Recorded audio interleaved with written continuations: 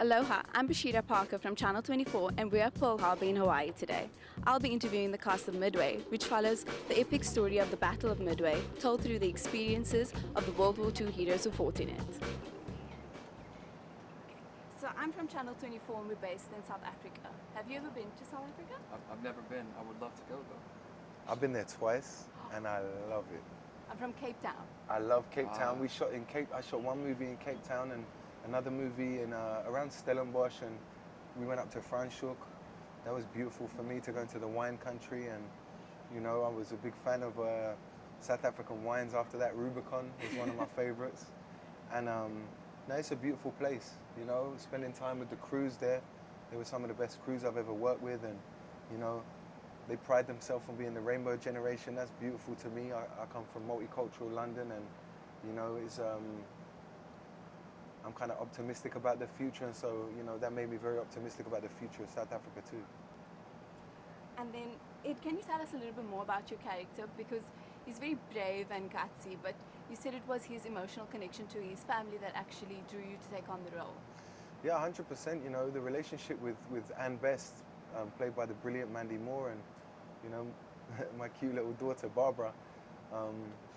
Those scenes were so wonderful to shoot, and you know, so sweet, and you know, I think it's just so, you know, in movies and in stories that we see, we only see one side of these men and heroes, you know, and heroicism is shown. We only show one side to show that fragility, to show that, you know, the Navy wives were the reservoir of strength for these men, you know, and you know, with his photo in the cockpit, you know, and even every time I was up there flying and pretending to drop bombs, you know, all I do is just look at my wife and daughter in that picture, and you know, it was an amazing kind of emotional access point for the character. And then Luke, the role of Clarence Dickinson had a personal connection for you too, Yeah. because your grandfather fought in these battles. Yeah, he fought in the Battle of Midway, but he was in a submarine called the Archer Fish.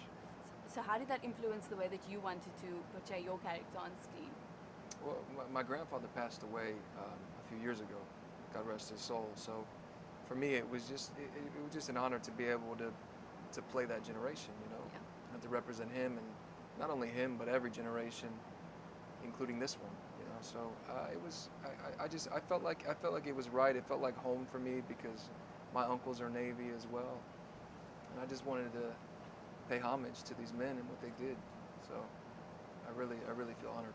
And did you feel any pressure playing these historical figures, because they did become historical figures? Truly, you know, I'm not sure if pressure is the right word.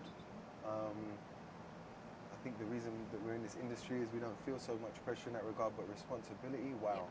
Yeah. The heaviest sense of responsibility and duty that I've ever felt, you know, in this industry, you know. It's indescribable, you know, and it was like the moment we wrapped, it was like this feeling of release, you know,